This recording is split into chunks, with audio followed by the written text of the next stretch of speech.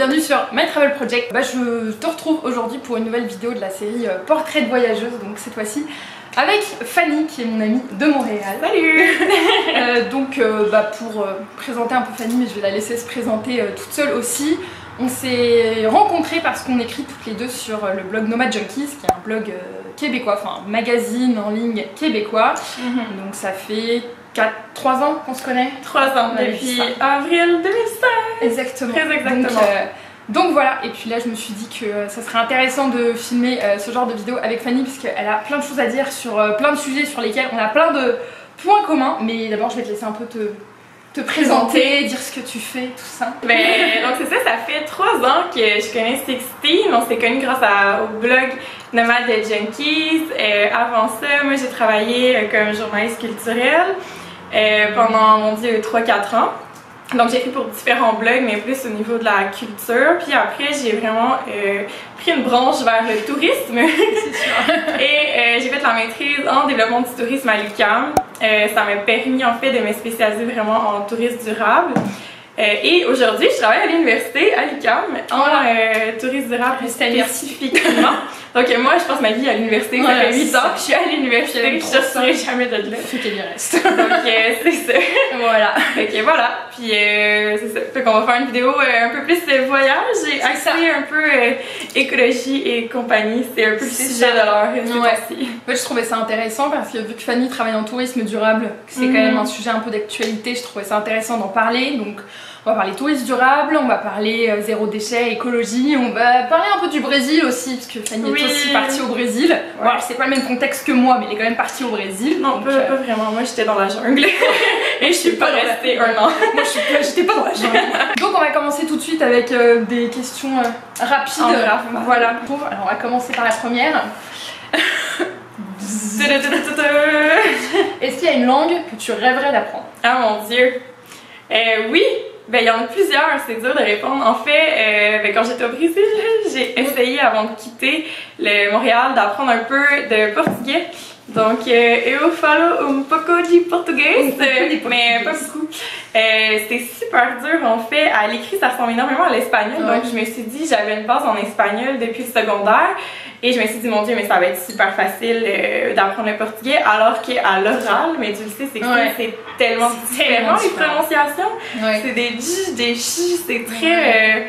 C'est pas du tout le même accent. C'est pas du tout le même accent. Et donc, c'est sûr que j'aimerais perfectionner, apprendre, on va le dire comme ça, davantage le portugais. Sinon, l'espagnol, j'adore l'espagnol. J'ai beaucoup d'amis de l'Amérique latine et je suis toujours la seule québécoise qui ne parle pas fluidement l'espagnol. Donc, j'aimerais perfectionner cette langue. Et l'italien, je t'avoue que j'ai un coup de cœur pour l'italien. Je suis allée en Italie 1 mois et demi en 2014. En backpack et je suis tombée en amour avec le pays et la langue et je faisais juste écouter, je comprenais absolument rien des gens. Ils faisaient juste me parler et je comprenais rien mais j'écoutais et j'étais complètement en amour avec la phonétique, les accents puis moi je trouve ça beau mais pareil je comprends rien et pourtant mon prénom est italien d'origine. C'est vrai. J'ai jamais appris l'italien. C'est drôle. Tu te mets à jour là, t'as pas le choix. C'est le destin, c'est ton prénom. Mes parents m'ont appelé comme ça pour la chapelle Sixteen. Parce que mon père adore l'italien. Mais pour répondre à ta question, je te dirais, il y en a trop, plutôt les langues latines en fait, quoi. Portugais, espagnol. Oui, en fait, je me dis que c'est plus facile que d'apprendre par exemple l'allemand, c'est une racine très germanique comme l'anglais, tandis que les langues plus latines, je pense que c'est plus facile aussi. Exact. Est-ce qu'il y a vraiment une leçon que tu tires de tes voyages, quand même quelque chose que tu as vraiment appris pendant tes voyages, puis maintenant ça ressort dans ta vie, tu vois, un truc que le voyage t'a appris? Oui, je sais pas si c'est partiel. Oui, en fait, c'est peut-être le voyage. Mais non, très sérieusement, quand je voyageais, j'ai remarqué que j'étais vraiment dans le moment présent. Mais vraiment, à chaque minute, à chaque seconde, j'étais dans le moment présent, toujours. Et je me suis rendu compte, mais en fait, c'est nous qui décident de notre bonheur, de chaque seconde, de comment on veut vivre chaque moment. Puis je me suis dit, mais qu'est-ce qui m'empêche de garder cette espèce d'esprit de découverte-là dans mon quotidien, de m'émerveiller devant le quotidien, de m'émerveiller devant le moment présent, de m'émerveiller devant des choses complètement banales. C'est ça qu'on n'apprécie plus nécessairement au quotidien parce que c'est trop normal. Puis c'est ça qui est le fun en fait, c'est de voyager, mais tout en étant chez soi. C'est ça. Fait que voyager, c'est pas juste une action, en fait, c'est comme un état d'esprit. J'essaie de garder ça T'essayes de garder l'état d'esprit. Exact, cet état d'esprit d'émerveillement. Bah, moi je pense que c'est plus facile pour moi de faire ça à Montréal parce que, dans le fond, le Québec c'est quand même pas ma culture à la base. Non, c'est ça. Donc je pense que pour moi c'est peut-être plus facile de faire ça, mais c'est parce que je suis à Montréal. Je pense que si j'étais restée en France, j'aurais peut-être pas encore cet état d'esprit. Enfin, peut-être pas autant en tout cas. Non, c'est sûr. C'est sûr. Je pense qu'on est plus spontané quand on est en voyage de manière générale, tu vois. Oui, c'est ça aussi, la spontanéité de justement de remarquer les petits détails qu'on remarque pas nécessairement au quotidien. Tu sais, t'es moins stressé de te dire, ok, je sais pas ce que j'ai prévu de ce soir ou je sais pas comment je vais me rendre à tel endroit demain, mais c'est pas grave. Alors que je pense que dans le quotidien, de manière générale, on se stresse plus par rapport à ça. C'est vrai. Alors qu'on se dit en voyage, tout va arriver, ça va bien aller au final. Tout vu, ça n'a jamais passé, on a un trait à prendre. C'est pas grave, il y a pas de problème. Exact, il y a toujours des solutions. Alors ça c'est une question que j'ai posée à Lauriane dans la vidéo que j'avais faite avec elle. C'est est-ce que t'as eu une révélation bouffe en voyage? Comme vraiment t'as goûté. Ah mon dieu, oui, mais c'était pas un plat, c'est une révélation gastronomique d'un pays en général. Devine. C'est le Brésil. Mais oui. Ah ouais? Ah oui, vraiment. J'aurais pas pensé. Mais attends, en fait, c'est parce que quand j'étais au Brésil, petite mise en contexte, c'était dans le cadre de la maîtrise, on faisait un cours en environnement directement en Amazonie brésilienne. Donc on a vécu sur un bateau à dormir dans des hamacs pendant 2 semaines. Tu sais, ces cours étaient cool. Comme elle partait en Amazonie pour c'est quand même très très chouette, mais c'était des cours. Donc on avait vraiment des devoirs à faire et tout ça. Mais pour dire, on a vécu 2 semaines avec 40 personnes sur le bateau. On avait une chef cuisinière qui nous faisait à manger tous les jours. Donc nécessairement c'était bon, c'est ça son métier.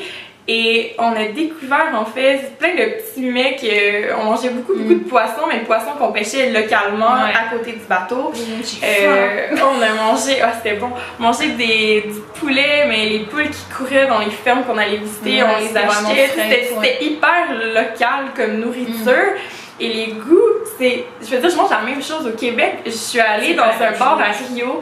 C'était un bar, ça avait l'air d'un dépanneur. Écoute, c'était sur le coin d'une rue avec des chaises qui tiennent pas vraiment parce que le trottoir est décalé. Écoute, ça avait l'air de rien. Puis, on est arrivé là-bas, j'ai commandé un plat avec poulet avec des fèves noires et du riz. Hyper simple. Je me fais ça au Québec, ça goûte rien, mais rien. C'est comme, c'est plat. Poulet, haricots noirs. Et c'est ça, puis là-bas, mais toutes les saveurs, c'est. Tout goûte tellement. Tu sais, le poulet, tu le goûtes, les fèves, tu les goûtes, tu goûtes tout. Tandis qu'ici, on dirait que j'ai pas retrouvé cette curiosité, on dirait. C'est marrant. Moi, j'ai aimé la nourriture du Brésil, mais ça n'a pas été une révélation, tu vois. Non, je sais pas ce que ça serait moi, parce que je sais plus si j'avais répondu à cette question avec Lauriane. Ouais, ça serait quoi toi, c'est écouté? Mais le pire, c'est que je sais plus si j'avais répondu avec Lauriane. Je pense que j'avais plus dit un plat. En Asie? Ouais, je pense que ça aurait été l'Asie. Mais de toute façon, moi, la nourriture vietnamienne, déjà. Il y a la gastronomie et là il y a la nourriture vietnamienne pour moi. Les soupes-feux, les bobounes, ça j'adore. Les quoi? Les bobounes. Tu sais, c'est des plats, t'as des vermicelles de riz, puis t'as des nems dedans, t'as pas mal de légumes et t'as de la coriandre. Alors, la coriandre. Non mais tu m'as eu avec la coriandre. Ok, d'accord. J'adore la coriandre. Parce qu'il y a 2 équipes sur Terre. T'as eu, j'adore. C'est ça, il y a ceux qui détestent la coriandre, puis ceux qui adorent. J'adore la coriandre. C'est vraiment, mais j'adore ça. Et à chaque fois que je vais manger un boboon, justement, ou n'importe quel plat vietnamien, ça me ramène là-bas et je me dis, oh là, j'ai trop envie d'y être. Alors ça, c'est une autre question que j'avais posée à Lauriane. C'est si là, demain, on te dit, on te paye le billet, comme t'as pas de budget, tu peux partir dans un lieu incroyable, tu sais, un lieu vraiment qui t'envoie du pâté dans les yeux, ça serait ouf. Si tu fais en choisir c'est dur de choisir un endroit. Mais je te dirais qu'il y en a un qui est très. Oh non, il y en a. C'est l'enfer. Ok, on va y aller. Il y en a 2. Je peux t'en dire 2? C'est parce que c'est rendu un peu trop touristique, là. Fait que c'est rendu. Ça me tente, mais un peu moins qu'avant parce que c'est trop touristique. Mais la Patagonie, ça fait super longtemps que je pense que je veux y aller. J'adore faire des randos, j'adore le plein air, j'adore les montagnes. Je veux dire, la Patagonie, il faut que j'y aille. J'ai pas le choix. Mais c'est sûr que c'est rendu un peu plus touristique dans les dernières années. Mais exact. Puis je me suis dit, il y a des randonnées qui sont un peu moins achalandées que d'autres, donc je privilégierais celle-là. Ouais, et aussi de partir, c'est ça, en autonomie, avec des chiens qui te suivent là, comme compagnons, avec la tente que tu piques n'importe où. Puis la Patagonie, j'aimerais vraiment la Patagonie. Alors, dernière question rapide. Si pour toi il y avait un truc en auberge, comme en hostel, qu'il faut vraiment pas faire, c'est une question de respect, comme tu ne le fais pas, ça serait quoi? Je sais qu'il y a plein de choses. Ben écoute, il y en a tellement là. Ouais, je veux dire, les règles de savoir-vivre que vous faites à la maison, on les applique en voyage. Ouais, mais on n'a pas tous été élevés pareil apparemment. Mais non, en fait, c'est exactement ça, mon Dieu. Tu viens de poser la question, puis j'ai plein d'exemples qui viennent moi aussi, dans ma tête en même temps. Moi j'en ai un, vraiment. C'est un truc pour moi, c'est logique, mais apparemment c'est pas logique. Mais, ok, je te dirais, mais c'est pas si. Non, c'est quand même vraiment désagréable. Par exemple, j'étais en Italie dans une auberge de jeunesse à Sorrento.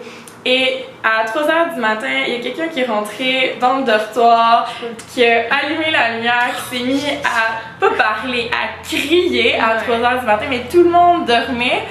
Puis, je comprends, là, il y a des auberges de jeunesse qui c'est fait pour faire le party, puis c'est correct. Mais reste que quand t'es dans la chambre, généralement, tu dors. T'sais, si tu veux faire le party, va ailleurs. Surtout que t'as tout le temps des expéditions d'organiser. Des fois, le lendemain, t'as le goût d'être en forme et pas j'ai dormi 2 heures, c'est pas super.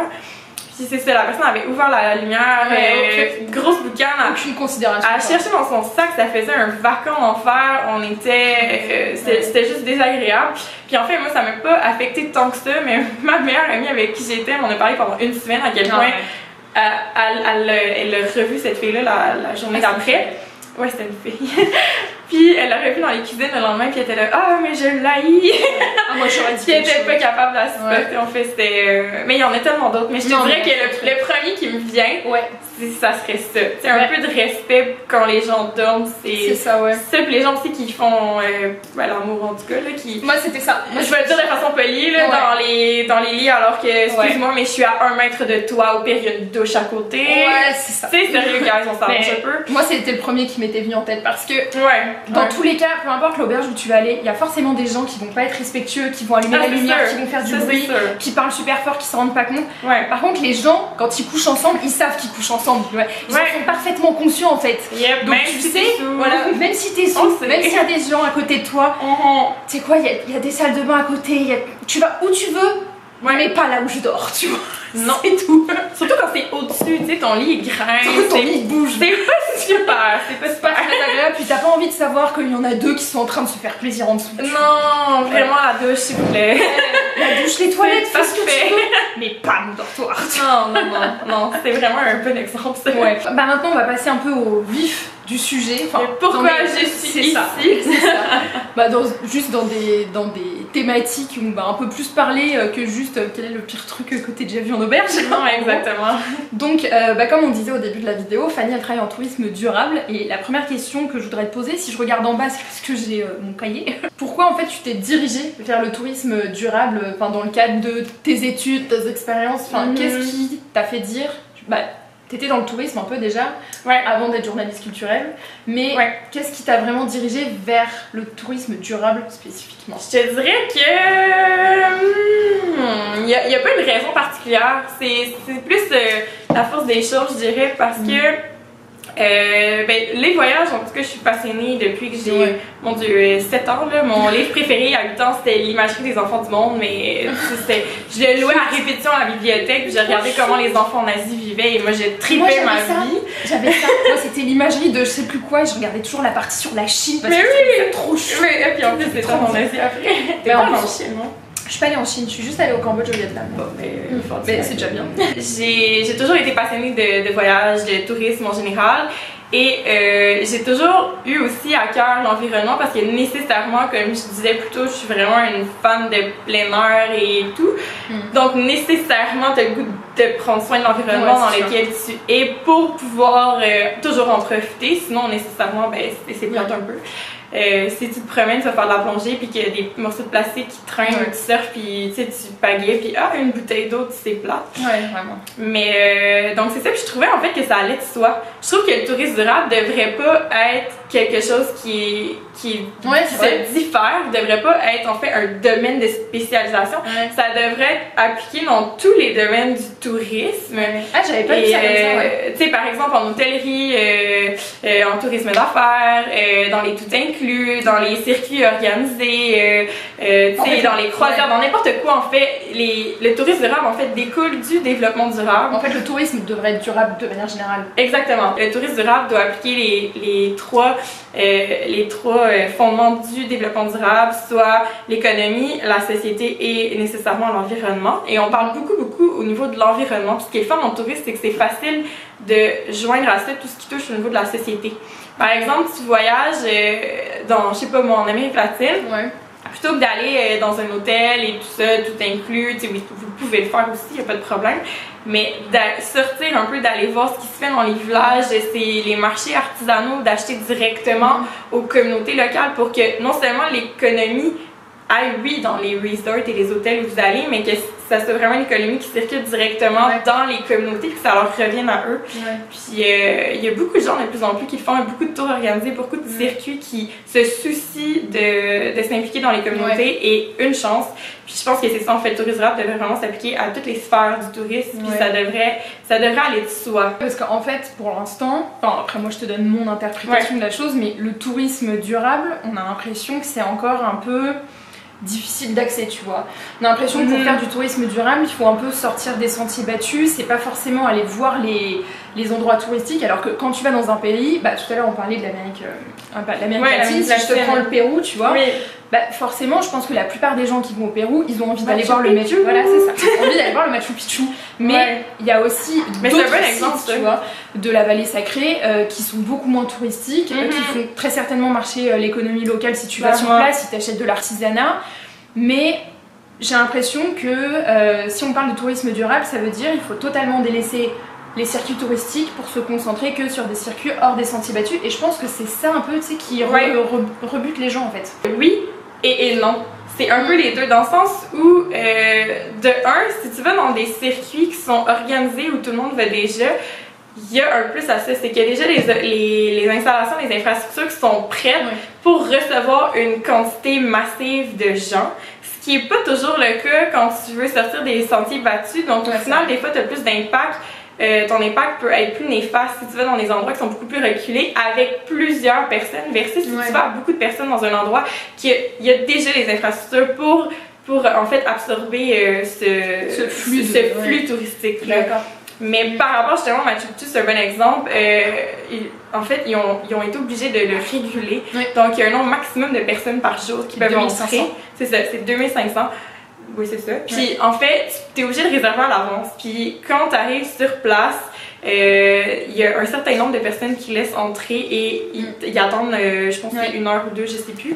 Mais il y a des heures très strictes auxquelles tu choisis soit le matin, soit l'après-midi. Ah oui, c'est ça. Donc, vu qu'on parlait de l'impact en fait du tourisme de masse, je voulais savoir si toi, vu que tu travailles en tourisme durable, si tu avais vu sur les dernières années, vu que tu travailles en tourisme durable mais que tu voyages aussi, si tu avais vu vraiment un changement drastique sur tout ce qui est tourisme, donc c'est-à-dire manière de voyager, flux de tourisme, enfin si toi tu l'avais vraiment vu dans toutes les tendances entre guillemets touristiques et de voyage que tu analyses en fait dans le cadre de ton travail.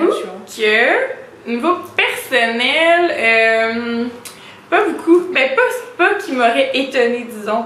Tu sais, à Paris, oui, t'as une file pour faire la Tour Eiffel, là, puis je me suis dit, est-ce que je le fais vraiment? Et on l'a fait! C'est vrai, on est ensemble! Il y a des endroits comme ça que tu prends pour acquis qu'il va y avoir des files, puis tu le sais à l'avance, donc tu t'adaptes. Mais personnellement, j'ai jamais été vraiment dans des endroits hyper touristiques parce que je préfère être dans des endroits un peu plus reculés, donc nécessairement il y a moins de touristes. Par contre, au niveau professionnel, au Québec, on n'a pas vraiment ce problème-là. Donc, par exemple, Barcelone puis Amsterdam, ils disent beaucoup qu'ils ont des problèmes avec les touristes. Avec Airbnb aussi. Avec Airbnb, mon Dieu, tellement. Puis ça a été légiféré, tout ça. Parce qu'il y a trop de... eux, ils trouvent qu'il y a trop de touristes, selon les habitants. Alors que Barcelone et Amsterdam, en fait, c'est même pas dans le top 5 des villes qui reçoivent le plus de touristes. Donc, au final, c'est une façon de redistribution des flux touristiques aussi qui va influencer sur comment les habitants vont vivre l'expérience. Ouais, c'est ça. Par exemple, au Danemark, à Copenhague, ils ont instauré aussi une espèce de politique de meet the locals, que tu peux vraiment aller en périphérie de la ville puis vraiment aller dans les régions, ce qui fait en sorte que ton flux touristique est plus répandu, donc il est réparti en fait, et il y a moins une file d'attente devant la place centrale ou peu importe. Okay. Donc les flux sont un peu plus redistribués comme ça, donc c'est une optimisation.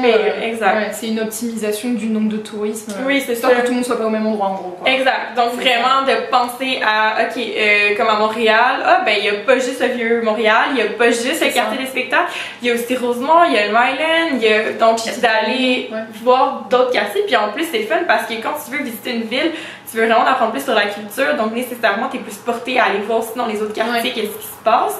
Puis au final, ton expérience, c'est tellement plus le fun de sortir en fait des attraits touristiques. Puis ouais, non, fait que donc, au Québec, il y en a pas beaucoup tant, mais personnellement, j'ai pas vraiment. Toi, tu l'as pas ressenti? Tu l'as vu dans le cadre de ton travail? Je l'ai pas ressenti dans tes voyages, c'est ça? Non, pas vraiment. Ouais, pas vraiment. Toi? Moi, je sais pas, parce que en fait ma manière de voyager elle a vraiment changé aussi sur les dernières années quoi.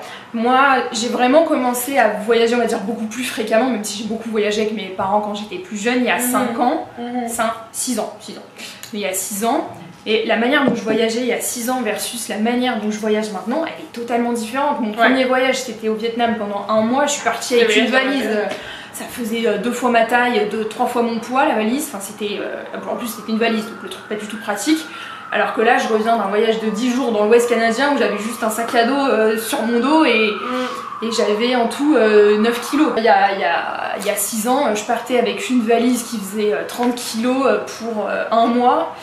Maintenant, je pars avec 9 kilos pour 10 jours, encore même maintenant ça me semble beaucoup, mais quand je suis partie faire mon stage au Cambodge, j'avais juste mon sac à dos pendant 4-5 mois et j'avais 11 kilos, je pense, tu vois. On dit quand même. Et puis maintenant, je voyage en sac à dos.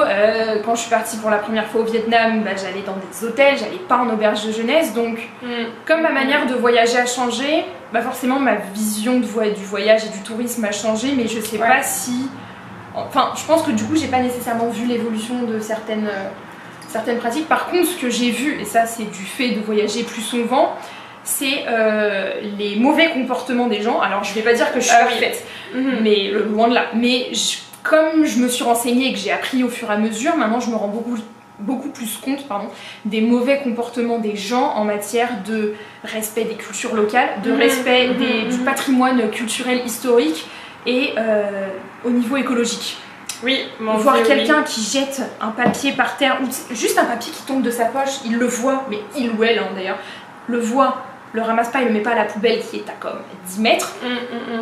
Je comprends pas. Et ça peut passer dans certaines cultures, quand tu refuses, moi je pense par exemple au Cambodge, c'est très mal vu. Ouais, parce que moi je me souviens, là où je travaillais quand j'étais au Cambodge, il y avait une petite madame qui passait avec son chariot tous les matins pour du café glacé. Et il y a une fois où je suis allée prendre un café glacé, donc contenant en plastique, j'étais moins éduquée à l'époque par rapport à ça. Pas la paille, mais il y avait un espèce de sac en plastique qui venait sur le gobelet en plastique pour que tu puisses tenir. Mais ça c'est un fléau, les sacs de plastique, ça c'est un fléau. Et en fait, au bout de quelques fois, je me suis juste rendu compte que j'avais pas besoin de cette espèce de truc en plastique qui venait dessus pour me balader comme si c'était un sac plastique, parce que la petite madame avec son chariot, elle venait devant l'ONG dans laquelle je bossais, j'avais pas besoin de marcher pendant 10 minutes comme c'était un sac en plastique, j'étais à 3 mètres de mon bureau. Est-ce qu'elle essayait de lui expliquer aussi? Elle parlait pas ni anglais ni français, je parlais très peu khmer, donc c'était un peu compliqué, mais il y a une fois où très peu quand même, tu parlais un peu. Je savais dire non merci, ce qui était déjà pas mal, et j'ai essayé une fois, et puis de lui dire non merci pour l'espèce de sac en plastique, et puis en fait elle a compris non merci au café glacé que je venais de lui demander. Au bout d'un moment mon frère d'accueil est arrivé, il lui a expliqué, mais même lui il a pas compris, il m'a dit mais pourquoi tu veux refuser on va dire le sac en plastique, pourquoi tu veux refuser le sac en plastique? Je lui ai dit j'en ai pas besoin. Il m'a dit bah oui mais ça vient avec, tu payes. Il comprenait pas en fait. Quand je te parlais, tu vois, des comportements des gens que moi j'ai remarqué au fur et à mesure, je te parlais pas nécessairement auprès des cultures locales, mais plus des touristes. Oui. Et tu vois, par exemple, bon, alors moi je te parle du coup, je sais pas, de hollandais ou d'anglais, parce que bon, c'est des pays voisins de la France, des touristes hollandais ou français ou allemands ou italiens, je sais pas, que je vois en voyage qui ont certains comportements alors que même si on vient pas du même pays, on vient quand même d'une base culturelle commune qui est l'Europe.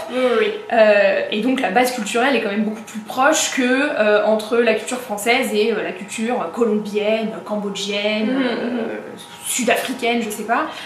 Et c'est plus ces comportements-là de voyageurs qui me choquaient plutôt que les comportements des locaux par rapport à l'écologie. Parce que, comme tu disais, parfois il y a une différence culturelle qui est assez importante et je sais que ce fossé culturel est bien moins important avec pour moi un Italien ou même un Canadien, un Hollandais, un Suédois et de voir par exemple, bon je prends un Anglais en exemple mais ça pourrait être un Suédois ou un Danois qui jette une bouteille d'eau par terre, enfin qui a pas du tout un comportement respectueux de l'écologie ou de la culture locale ou du patrimoine culturel, bah, ça me choque parce que je me dis qu'on a quand même une base culturelle commune. Et ça me choque. Enfin, et même encore là, ouais, c'est ça que j'ai remarqué plus au fur et à mesure de mes voyages, tu vois. Parce que même encore là, mettons au Québec, juste dans ma famille, oui, on a toute la même base culturelle de connaissances générales, de connaissances. Tu sais, on a la même éducation dans ma famille, ben je veux dire au Québec en général, jusque là je parle de ma famille. Puis même à ça, des fois, juste au niveau d'une bouteille d'eau réutilisable, il y a certaines personnes qui ne comprennent pas l'importance. Mais oui, mais c'est pas grave, j'ai déjà mes bouteilles d'eau, ça me revient moins cher, j'achète la douzaine au Costco, peu importe. Mais il faut vraiment expliquer, puis ça prend un certain temps. En tout cas, l'humain en général, le changement des comportements, c'est toujours long. C'est un processus sur le long terme, c'est ça. Puis quand t'expliques, en fait, il faut justement dire à la personne qu'il faut voir plus loin que juste le fait que acheter une bouteille d'eau en plastique plutôt qu'une gourde réutilisable. Certes, c'est moins cher, mais sur le long terme, tu peux pas juste penser à ton porte-monnaie en gros. Non, c'est ça. Et malheureusement, faut que tu adaptes ton langage en fait avec ce qui va vraiment leur parler. Hey, t'économises tant d'argent versus tu sauves tant de poissons. C'est quoi qui parle directement? Mais c'est plate, mais c'est vrai que c'est ça. Donc, ok, cool, je vais économiser de l'argent, je vais peut-être changer mes habitudes versus. Moi, ça me parle pas que je vais sauver les poissons dans l'océan Pacifique, par exemple. Oui, parce que tu vois pas le poisson que t'as sauvé. C'est ça. Du coup, est-ce que tu penses qu'il y a des dispositions ou des habitudes qui sont faciles à prendre que les gens, les touristes, les voyageurs pourraient prendre, qui sont faciles à prendre dans le cadre de leur voyage, qui permettraient de limiter leur impact et qui pour autant seraient pas handicapantes en fait dans le cadre de leur voyage. Parce que c'est un peu le problème, j'ai l'impression aujourd'hui. Les gens se disent oui, j'aimerais bien limiter mon impact écologique, mon impact carbone, mais ça va totalement changer la manière dont je voyage.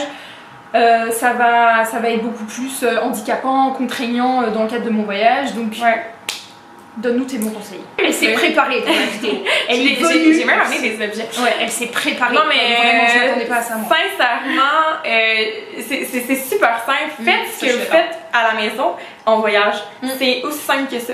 Par exemple, et là je sors mes objets. Vas-y. Par exemple, mettons des pailles réutilisables. Bon, on va y aller avec les pailles. Tu peux prendre un petit kit comme ça. C'est super pratique, c'est petit. Ça rentre dans ton sac, dans ta sacoche, ça rentre n'importe où. Puis moi j'ai même deux grosseurs, de la petite et la grosse, et ça vient avec les nettoyeurs, parce que des fois ça c'est achetez-vous un nettoyeur, honnêtement là, c'est hyper pratique, sinon c'est un peu compliqué si tu prends des smoothies puis ça reste tout collé. Donc ça traîne partout, je l'ai toujours, c'est super pratique, c'est super utile, et en voyage on s'entend que c'est vraiment petit, ça prend pas de place pour les bagages. Ça prend pas de place, c'est pas pesant. Mais moi en fait j'ai une trousse toujours avec moi. Oui, j'ai une trousse à n'importe quoi et dedans j'ai toujours une paille et des couverts réutilisables et mon gobelet, mon verre rétractable. Ben c'est ça, fait qu'on en revient à ça. Donc justement, comme tu dis Sextine, c'est ça aussi. Bon ça prend un peu plus de place, mais comme Sextine a dit, il y a des options vraiment plus pratiques que tu peux les compresser. Donc ça c'est idéal en voyage. Moi il fait cette taille là quand il est compressé. C'est ça. C'est quoi déjà maman? Je l'ai acheté sur Amazon. Parce que j'en trouvais pas au Brésil, je l'avais payé l'équivalent de 1 ou 2 $. Non, c'est ça, c'est vraiment pas cher. Si vous pouvez l'acheter de façon locale, achetez-le à des artisans, des produits locaux, faites-le. C'est ça, ça fait marcher l'économie. Ça fait marcher l'économie locale et justement ça rentre un peu dans le développement durable. Et en fait, c'est aussi parce que c'est bien cute d'avoir des belles pailles qui viennent d'Asie ou peu importe. Mais ça a quand même une empreinte carbone à considérer. Donc, quand vous faites des achats, au pire, si vraiment le produit ne se trouve pas près de chez vous, importez-le avec les commerces en ligne, mais vous pouvez quand même compenser l'empreinte carbone de ces objets-là. Tout comme vous pouvez compenser votre empreinte carbone quand vous voyagez. Puis il y a des sites qui existent pour ça qui calculent au Québec par exemple. Il y a Carbone Boréal de l'Université du Québec à Trois-Rivières. Il y a aussi Arbre Évolution. Donc c'est vraiment simple. Les liens dans la barre d'infos. Mais c'est super simple en fait. Vous faites juste rentrer vos destinations, vous allez de où à où. Et ça calcule automatiquement. Ouais. Puis il y a même des agences de voyage qui maintenant font ça comme pour compenser. Je pense à Intrepid Travel qui sont situés, je me trompe pas, en Australie sur l'île de Tasmanie, il me semble. Donc eux en fait ils sont carboneutres depuis 2010, ce qui signifie que toutes les émissions de gaz de CO2, de gaz carbonique qui émettent dans l'atmosphère sont absorbées par la plantation d'arbres, mais là, tout récemment aussi par la permaculture marine. En fait, ils font des actions pour faire en sorte que leur bilan carbone soit neutre, du fait de toutes les excursions qu'ils proposent. C'est ça, exact. Donc, c'est cool ça. C'est vraiment fun. Pour revenir aux objets. Pour revenir aux objets, les pailles. Les pailles, si vous pouvez les trouver à domicile, ça serait super. Il y a aussi les épiceries locaux que vous pouvez trouver plein de ça se vend quand même de plus en plus maintenant. Ça se vend vraiment de plus en plus, surtout à Montréal. Je trouve plus au Québec qu'en France, mais en France ça se trouve quand même aussi. Hein. Je dis pas que c'est impossible, c'est juste que c'est plus répandu. Si vous venez en voyage à Montréal, faites le plein, puis ça va être réglé. Voilà. Surtout en euros, ça coûte vraiment moins cher à profiter. Ça c'est sûr. Et sinon, un autre incontournable, je dirais un ustensile. Ça c'est comme une cuillère, fourchette. C'est l'entreprise dans le sac qui font ça, donc évidemment ils font aussi des sacs. Et ça vient en plus avec une jolie napkin comme ça, qui se déplie en fait. Et donc bref, c'est super parce que de un, t'as pas d'essuie-tout, t'as pas besoin, tu prends ça, tu le laves, et t'as même l'ustensile qui vient avec pour te nourrir. Et honnêtement, ça aussi c'est super léger. Ça prend pas de place. Ça prend pas de place, puis c'est fait en bois d'érable canadien, donc tout est locaux en fait, tout est local locaux. Je pense à l'épicerie. C'est ça. Sinon évidemment, comme tu disais, des bouteilles d'eau réutilisables et tout. Puis moi j'ai d'ailleurs acheté celle-ci récemment, la bouteille Lark. Donc cette bouteille-là, en fait, quand tu tapes 2 fois ici sur le couvercle, ça envoie des rayons ultraviolets qui font en sorte que l'eau devient potable au bout de quelques minutes. Et ça enlève 99% des bactéries et des virus. Donc si vous vous trouvez dans un pays que, par exemple, l'eau du robinet est super propre. Comme moi au Pérou, en Bolivie, où l'eau n'était pas potable. Moi j'avais ma gourde là-bas. Oui, mais t'avais ta paille aussi stirpène. Non, c'était la gourde Life Straw et en fait c'est une paille intégrée. Donc t'es obligé de boire comme si tu buvais dans une paille, mais par la gourde. C'est la Life Straw. Mais pareil, il y a plein d'options, honnêtement. Il y a tellement d'options. Puis ça c'est une option, je pars au Panama dans 2 semaines et il y a des endroits qui n'ont pas d'eau potable. Donc je vais prendre ça, mais c'est sûr qu'il n'y a pas de filtreur. Donc nécessairement, tous les petits motons, ça va rester dedans. Mais comme je vous dis, si vous prenez l'eau directement du robinet, elle est propre, mais pas nécessairement potable. Donc ça c'est super, c'est vraiment pratique. Ça permet quand même de limiter considérablement sa consommation de bouteilles d'eau. Plein de façons d'avoir une petite trousse que vous traînez partout, que ça soit les paires réutilisables, un contenant aussi que vous traînez toujours au lieu de prendre des contenants styromousse pour emporter ou en carton qui des fois ne peuvent même pas se composter parce qu'ils sont pleins de gras. Et maintenant t'as des contenants, enfin des Tupperware en gros qui sont rétractables. J'en ai un, je vais l'amener. T'as la cuillère slash fourchette intégrée dans le couvercle et tu peux le rétracter comme ça. C'est pratique pour les voyages. Quand tu le fermes, ça prend vraiment pas de place, c'est magique. Voilà. Je pense que c'est quand même facile maintenant d'avoir sa propre trousse entre guillemets zéro déchet. Donc pour tout ce qui est écologie et réduction de sa consommation de plastique, on voit que c'est facile. Mais quand on parlait de tourisme durable, il n'y a pas que le côté écologique zéro déchet. Non, c'est ça. On pense toujours au niveau de tourisme durable, l'écotourisme, la nature, l'environnement. On pense à ça au début. Instinctivement, on pense à ça. Mais je veux dire, il y a moyen de faire du tourisme durable tout en étant dans une grosse ville comme, je sais pas, à New York, peu importe. Le fait étant que vous devez respecter certains principes de base qui découlent en fait du développement durable. Donc l'économie, la société, l'environnement. Donc il y a aussi 2 autres pôles qui est justement l'économie et la société. Puis comme on disait un peu plus tôt, de vraiment s'impliquer dans les communautés locales, s'impliquer on s'entend là, mais mettons par exemple acheter aux artisans directement plutôt que encourager les locaux, encourager l'artisanat local aussi, puis l'économie locale nécessairement. Plutôt que d'aller dans un kiosque où au final c'est Made in China qui s'écrit partout en dessous. t'as pas vraiment un impact positif dans la communauté. Tu t'encourages un commerce qui est très loin puis qui t'encourages pas l'économie du pays spécifiquement. C'est exactement ça. Donc, puis si jamais vous voulez pas trop vous casser la tête non plus avec ça, il y a toujours des voyages qui sont organisés sans être des gros tours en autobus et tout ça, qui respectent ce type de demande-là. Moi j'en connais 2 comme ça. Il y a une agence de voyage que je connais qui s'appelle Pandora Travel, c'est une agence française. Ils font des voyages en Asie, que en Asie si je me souviens bien, vraiment durables, responsables pour rencontrer des communautés locales et faire marcher l'économie locale.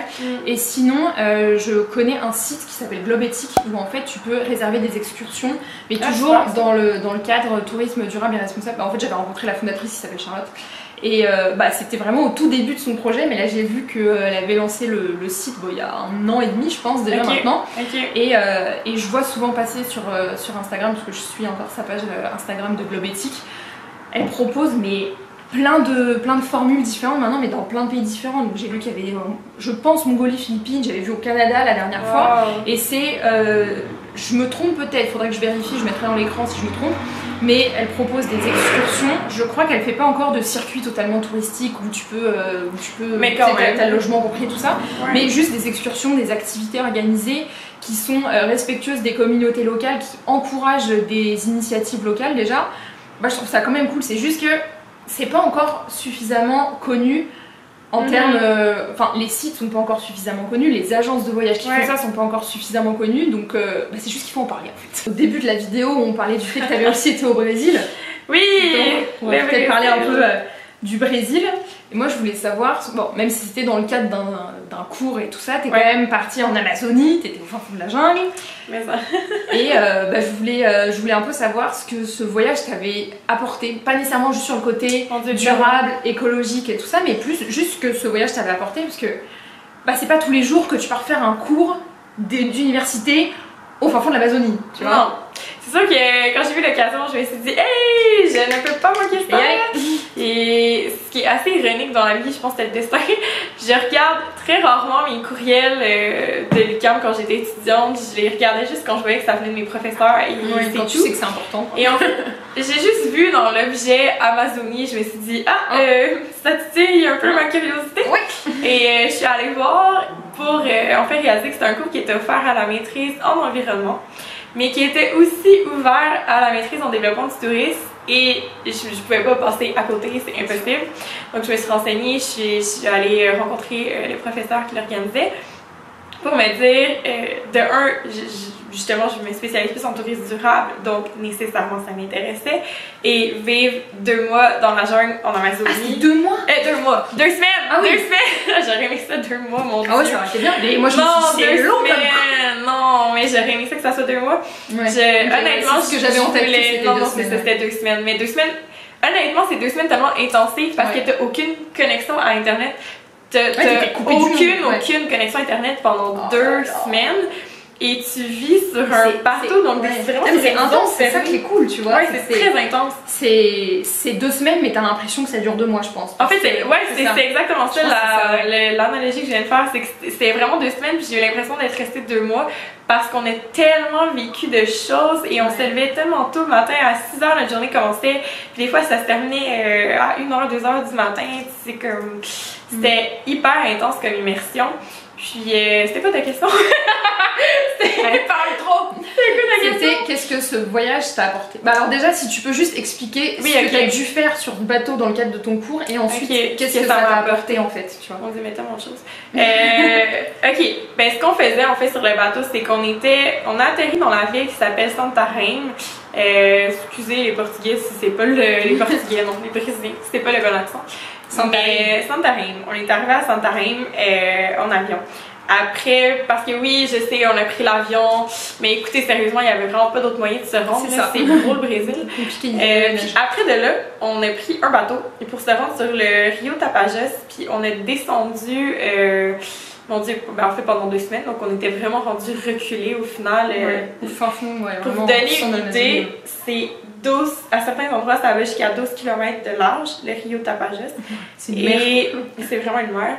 Et plus on arrive, plus ça se rétrécit. Et à la fin, c'était peut-être un 10 mètres de large. Donc c'était hyper étroit. Peut-être pas 10 mètres, là, quand même pas. Mais c'était quand même très très étroit. Par rapport à 12 km, quoi. Exact. Puis la dernière journée, on est parti vraiment du fin fond où on était, c'est le cas de le dire, là, du fin fond de la jungle, pour remonter jusqu'à Santarém, et ça a pris 13 heures de bateau. Donc, tu sais, pour vous dire, on était quand même super loin.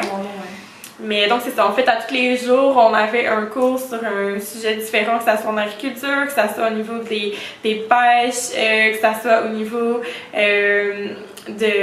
mon Dieu, des mines, ou peu importe. Tu sais, on touchait toujours à des sujets différents. Puis, on allait visiter les communautés qui étaient sur les rives du Rio Tapajós, pour voir leur réalité à eux aussi là-dedans. Puis c'était vraiment une immersion complète dans la jungle. Tous les jours, 24 heures sur 24 en fait. Exact. Puis ça me fait réaliser que j'ai pas du tout eu peur d'avoir la malaria, ce qui est pas une bonne chose. Non mais sérieusement, c'est vrai. Je vous explique, il y avait pas... C'est un premier truc que ça t'a apporté. Il y avait pas de moustiques, il y en avait pas, puis c'est pas normal qu'il y ait pas de moustiques, j'étais dans la jungle. Et moi j'aurais pensé qu'il y en aurait eu plein, puis moi comme je suis allergique, j'aurais été bouffée. Mais exact, je me suis dit mon Dieu, mais je vais arriver avec la malaria. En plus, je suis allée à l'été 2016, c'était le Zika, donc c'était pas... Ouais, c'était la meilleure période quoi. C'était la meilleure période, mais au final il n'y avait pas de danger ou presque parce que il n'y en avait pas de moustiques, il n'y en avait presque pas parce que c'était des zones où on était nécessairement, c'était déforesté à plusieurs endroits. Donc, il y avait moins de moustiques. Donc, c'est ça, en fait, ça a été vraiment, tu sais, d'en entendre beaucoup parler. Oui, l'Amazonie, ça fait des trucs, on fait des mines, on fait de la déforestation.